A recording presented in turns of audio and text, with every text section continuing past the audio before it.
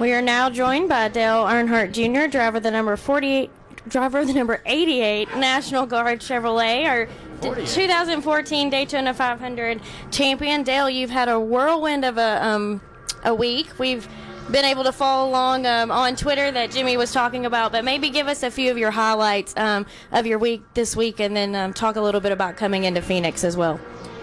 NASCAR did a real good job of structuring out the tour. I don't really remember much about what we did in 2004, but this was a lot of fun. Doing Letterman was really exciting.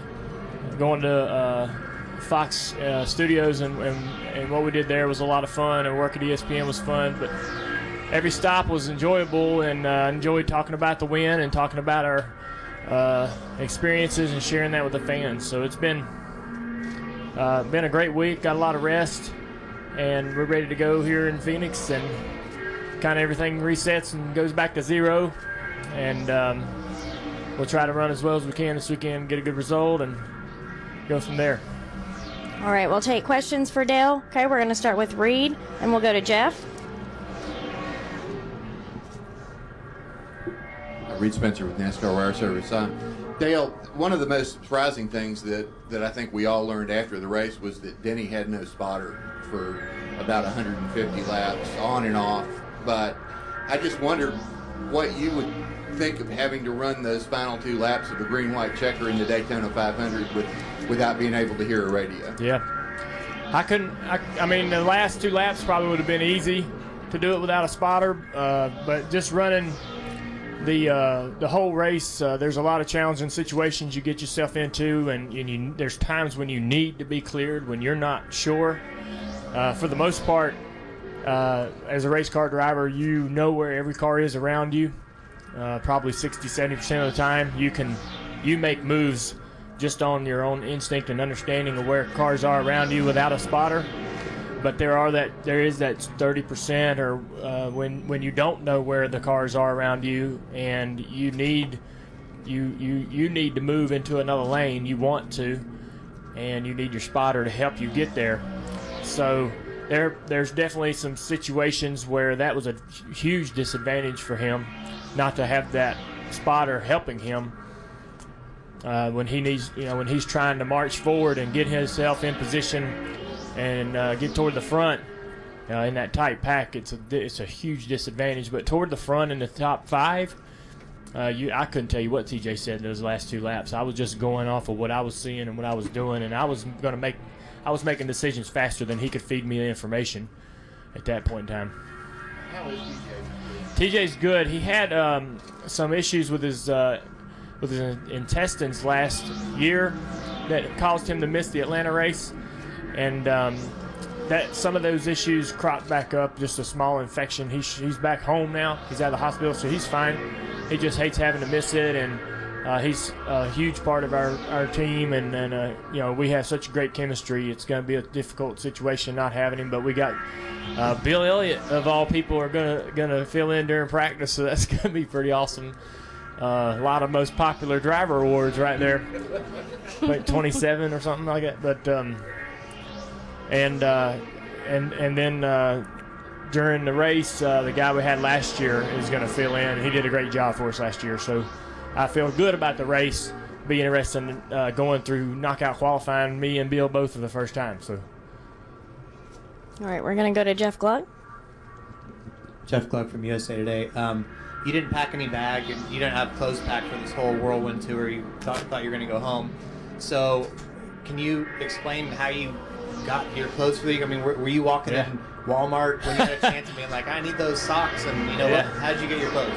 Basically, Amy's good friends with this gal, Kristen, that works in Charlotte and has helped me a few times. Amy works with her on when we need to go to special events and I need to get a sports coat or something. And so that we just, by luck, Kristen was in New York working with Lavender, which is the shop that Amy works with in Morrisville. So Amy has like a bit of a part-time job. And so it just by faith, these people were in New York to help us get some clothes. So on our flight to New York from Daytona, Kristen was scrambling, trying to put together some things judging by the schedule that I had, and I never had to wear socks twice or wear underwear twice, so that was good. And everything was clean, and Kristen did a great job. That's one of the perks of having a good, dedicated girlfriend like that. I don't know what I would have done without Amy and Kristen at that particular moment. I definitely wouldn't have represented myself as well as I did this week, so that was a big help for them. All right, we're going to Claire, and then up front to Jim Peltz. Claire B. Lang, Sirius XM NASCAR Radio. Two quick things. The first is if you could talk about what you think we'll see at qualifying today. Maybe you could address that first. Yeah, I don't know. I don't know what we're going to see. Do you guys got any idea? I mean, we all been in this sport for a long time. I don't think none of us can anticipate how that's going to work. So, I'm just going to go out there and run the best lap we can run. We're going to get our car prepared. We need to clean lap. Your job's to go out there, find a clean place on the racetrack, and run the best lap you can run. And the way the tires work here, you can actually run some pretty good laps on some used tires. You may run several laps and then come in and then go out prepared to run your fast lap, depending on what the tires need here to come in and be fast. I don't know exactly what Steve's plan is, but we got a lot of time in between practice and qualifying to sort of sort that out and get an idea of what the rumblings are in the garage. People are talking and all kinds of information's moving around in that garage to try to capture. So we'll see what makes sense. And the other quick question is there anything that really surprised or touched you over the week? The Washington Redskins video, the fan videos. Today I opened up the paper, a gigantic nationwide full page, which was way cool. I thought that was great. I saw Jeff's tweet, and I was like, man, that's pretty awesome. But the fan reaction videos were pretty incredible. That kid crying, I was doing, I think it was NASCAR Now, some ESPN in studio stuff, and that just seeing the reaction from the fans that they get that much joy from it means probably the most. Definitely hearing from the Redskins is pretty awesome. Rendezvous Ribs from Memphis is going to send me some ribs, so that's awesome. I mean, all kinds of things keep happening. Bill Elliott's going to spot for me. I don't know what's going to happen next, but it just keeps going. That's the only bad part about winning at Daytona is you go to Phoenix and somebody else wins on the next race. So, and then they're they're getting the ribs. But it'd be nice if if I can win it, I'll keep it going. But it'd be nice if we had an off weekend in there where it could keep going, because so much great stuff happens to you during this week. It's been great. All right, we're gonna go to Jim. Jim Peltz, LA Times. Dale, we touched on this at Daytona, but I was wondering if you could elaborate a little bit about going forward. I mean, with the new chase rules and everything. When you talk about, you can really swing for the fences the next 25 races. Are we talking about setups or how you drive or whether you stay out or pit strategy? Right. What can you do? Definitely setups. From what I've noticed, when a team, especially one of my teammates, where I can really see what's going on behind closed doors, when they get comfortable that they're in the chase, they really start to experiment, try to find things outside of their comfort zone that can help them during the chase. So we can start thinking about that earlier than most people, and that's definitely one area where we can get aggressive. Steve can get aggressive to a point on pit strategy, but common sense is going to tell you what's the best thing to do to win the race, and it ain't going to be some kind of wild, harebrained idea at the last minute. What wins races is what we've been doing for, what everybody's been doing for years. You're not going to go too far out of the reality to yank out a win, or we'd already been doing that for years. You're not going to stay out there on 100-lap tires and, man, that's crazy. Get a win. You're not going to do that. You're going to get run over. So there are, you might see things in the middle of the race where we might do some strategy where we take 2 tires more often instead of 4 tires, just to get the track position and see how the car handles up there and see if we can hold it until the next opportunity to put 4 tires on it. We might do that more often. Maybe things earlier in the race to sort of set us up that we probably wouldn't do. if we're trying to get points.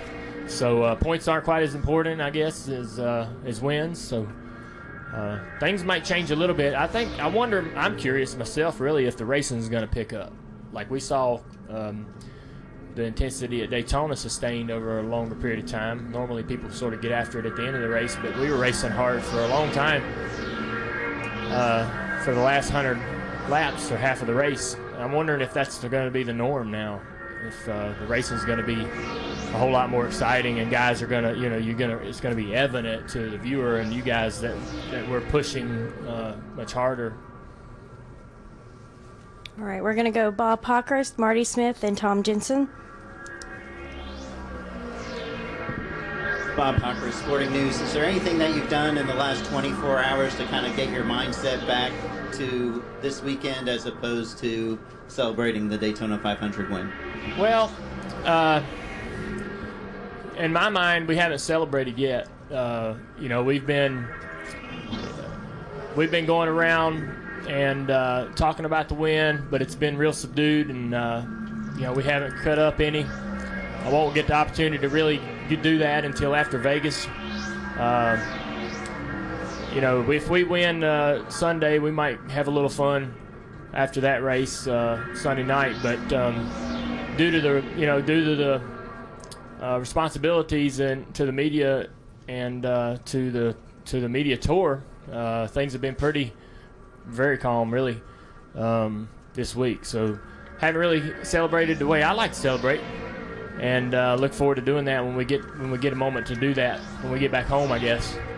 I haven't even seen, I haven't seen Steve and the team since we left Victory Lane, since we left the media center. So it'll be good to get in the garage. I mean, we're still going to be talking and thinking and joking about that win even during this weekend, but that's not a bad problem to have. That's not a bad distraction to have on a race weekend, talking about last week.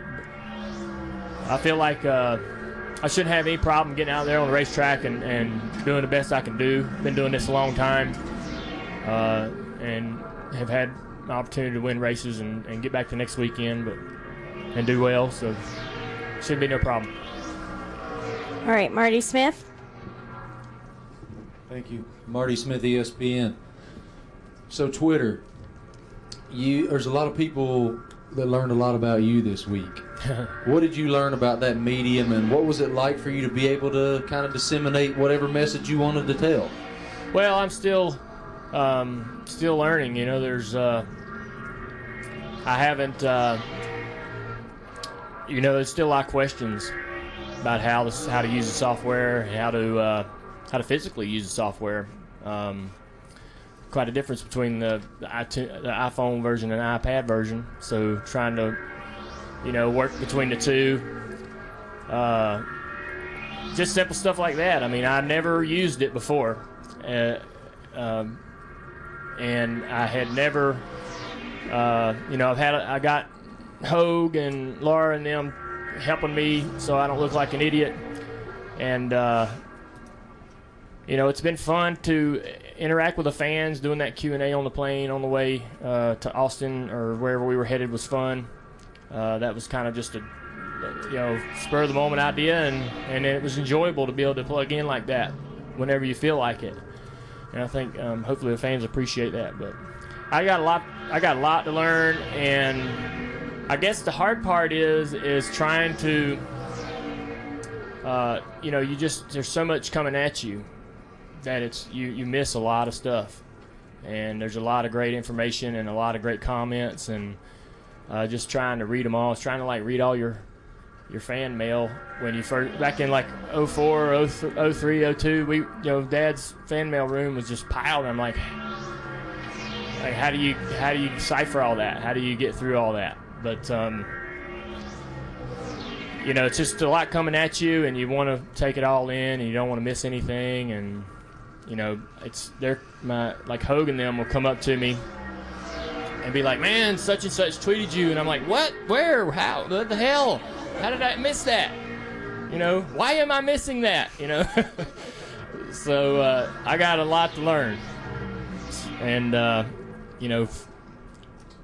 but it's fun. It's really, really fun to be able to just say, like this, we got these new hats today, and or we got them this year, and I'm real particular about my hats, and so we were doing some fittings with this new company, and I got them all laid out on the table this morning, and I was like, man, which one do I want to wear? This is so awesome, because normally they say, here's your hat, here's your pit cap, and it's doesn't fit, you don't like it, and it's just not good material.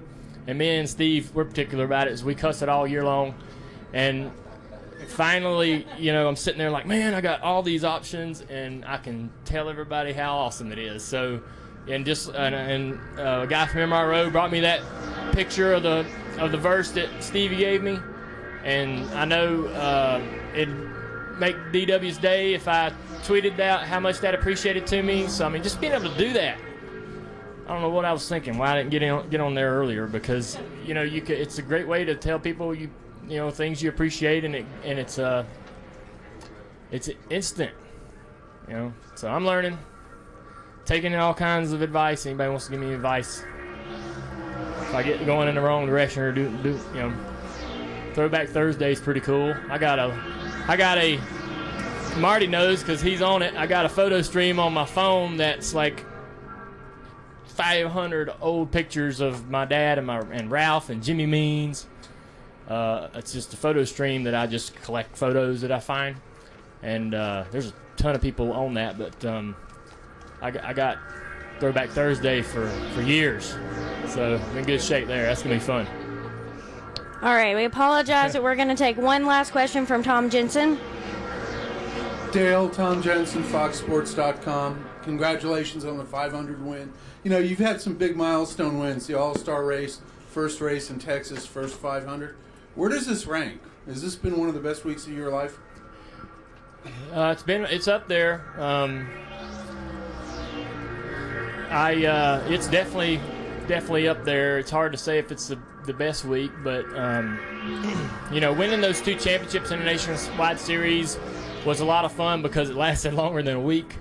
You had the whole off season to celebrate, and we basically turned it into 2 years of just nothing but having fun and celebrating wins and running good and trophies and stuff. So that was a great 2 years, and I didn't, I was blown away because I ran all those late model races and didn't really win any.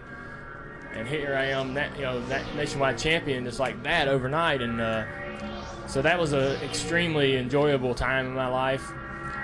But if you said, as far as weeks go, yeah, this is probably my funnest week if you pack it all into a week. I wish I could remember everything we did in 2004, but I don't think it was like this.